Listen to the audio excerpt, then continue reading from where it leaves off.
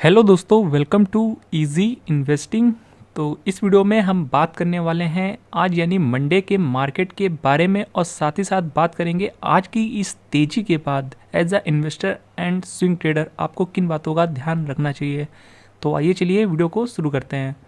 तो देखिए, आज मंडे को यानी 25 नवंबर के दिन बाज़ार में काफ़ी अच्छी तेज़ी आती हुई देखने को मिली है और देख सकते हैं निफ्टी 50 में एक 314 पॉइंट्स की बड़ी तेज़ी देखने को मिल रही है। सेंसेक्स में यहाँ पर लगभग 1000 पॉइंट्स की तेज़ी है और वैसे ही बैंक निफ्टी में भी 1072 पॉइंट्स की रैली देखने को मिली है।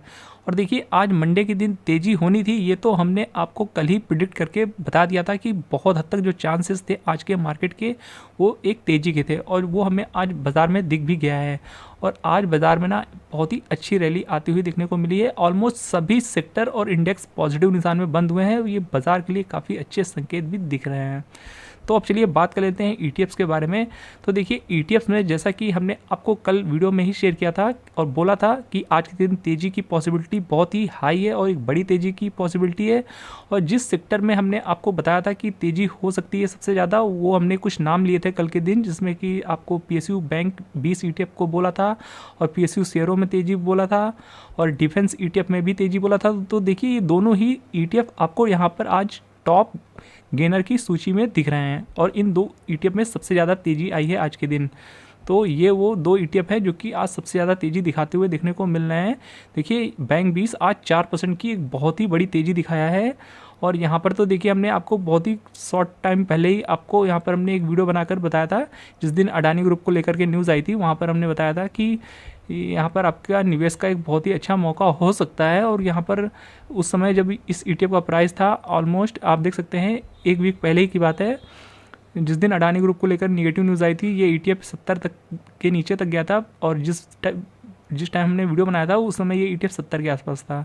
और अगर वहाँ पर किसी ने उस दिन बाय किया होगा तो देखिए, सिर्फ 2-3 ट्रेडिंग सेशन में, सिर्फ 3 ट्रेडिंग सेशन में यहाँ पर आपको 7.5% तक के रिटर्न देखने को मिल रहे हैं, जो कि एक बहुत ही अच्छी तेज़ी आई है पीएसयू बैंक 20 के इस ईटीएफ में। तो यहाँ पर एक बहुत ही अच्छी रैली आई है शॉर्ट पीरियड में। और बाकी अदर ईटीएफ में भी आज बहुत ही अच्छी रैली आई है। डिफेंस ईटीएफ हम हमेशा बोलते हैं, जिस दिन भी बाज़ार में अच्छी तेज़ी होती है तो यहाँ पर सबसे बड़ी तेज़ी आपको देखने को मिलती है डिफेंस ईटीएफ में।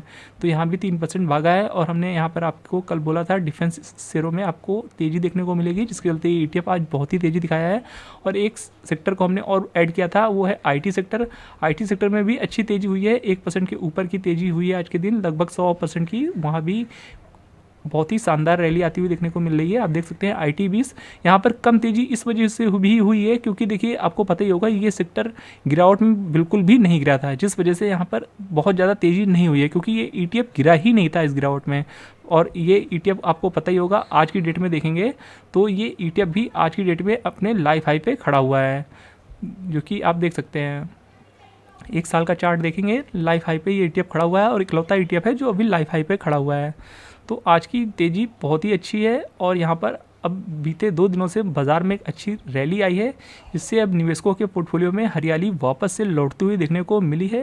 एंड वी होप कि आपके पोर्टफोलियो भी अच्छे परफॉर्म कर रहे होंगे बीते 2-3 ट्रेडिंग सेशन से। और यहाँ पर अब देखिए, इस तेज़ी के बाद अब बाज़ार में कुछ क्वेश्चंस निकल कर आ रहे हैं। और देखिए, वो कुछ क्वेश्चंस ये हैं कि देखिए, क्या अब बाज़ार में बॉटम बन चुका है, क्योंकि जो यहाँ पर अभी शॉर्ट टर्म में सिर्फ कुछ दिन पहले ही यहाँ पर जो लो लगा था वो देखिए 23,300 के आसपास का लगा था। तो अब क्या बाज़ार में जो ये बॉटम है वो क्या बन चुका है? और दूसरा क्वेश्चन ये निकल के आ रहा है कि क्या अब ये एक नई तेज़ी की शुरुआत है, क्योंकि अब बैक टू बैक 2 दिन बड़ी तेज़ी आई है निफ्टी 50 में।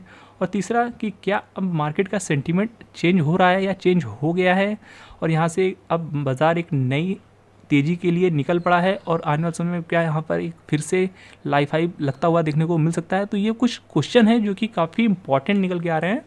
पर आपको ध्यान ये देना होगा, जो आज की तेज़ी है वो देखिए महाराष्ट्र इलेक्शन के नतीजों को लेकर के थी।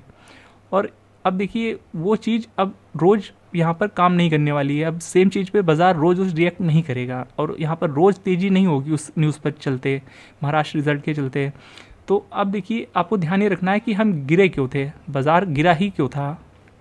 कुछ बड़े पहलू थे, जो कि उसमें से एक इम्पॉर्टेंट चीज़ है FIIs की सेलिंग।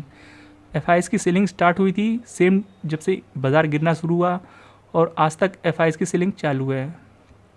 और दूसरा कंपनियों के क्वार्टर 2 के नतीजे जो कि उम्मीद से बेहतर नहीं आए थे, जितनी उम्मीद रखी गई थी।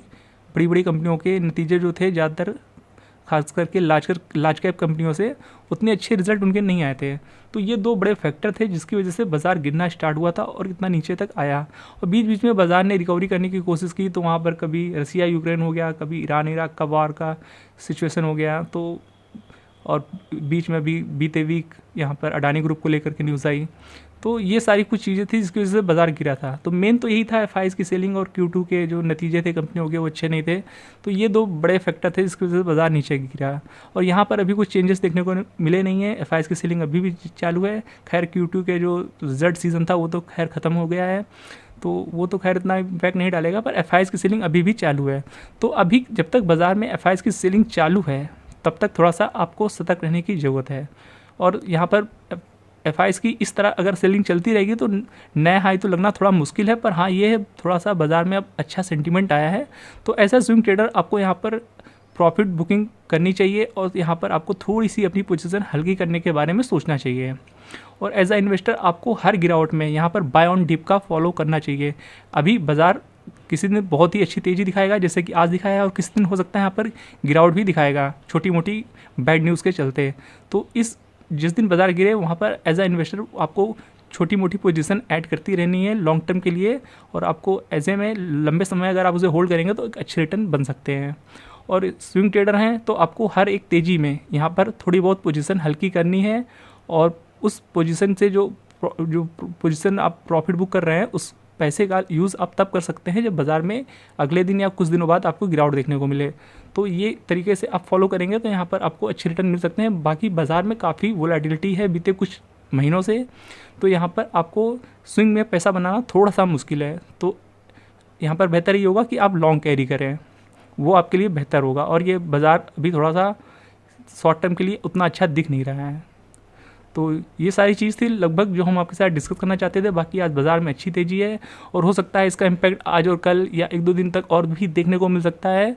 तो यहाँ पर आप थोड़ा बहुत पोजीशन हल्की करने के बारे में सोच सकते हैं अगर आपने किसी ETF में यहाँ पर as a short term position बनाई हुई थी। और लॉन्ग टर्म इन्वेस्टर हैं तो आपको बिल्कुल भी प्रॉफिट बुकिंग करने के बारे में नहीं सोचना है। बाज़ार अभी आने वाले समय में और भी अच्छा परफॉर्म करेगा और हर गिरावट में आप थोड़ा थोड़ा बाय करते हुए चलिए, जिससे आपको लॉन्ग टर्म में बहुत ही अच्छे रिटर्न मिलते हुए देखने को मिलेंगे। तो ये था एक अपडेटेड वीडियो आज के मार्केट के बारे में। आई होप ये वीडियो आपको इन्फॉर्मेटिव लगा होगा। वीडियो पसंद आया तो वीडियो को लाइक जरूर कर दीजिएगा और ऐसे ही वीडियोस को देखते रहने के लिए चैनल को सब्सक्राइब करना बिल्कुल भी मत भूलिएगा। तो फिर मिलते हैं नेक्स्ट वीडियो में, तब तक के लिए गुड बाय।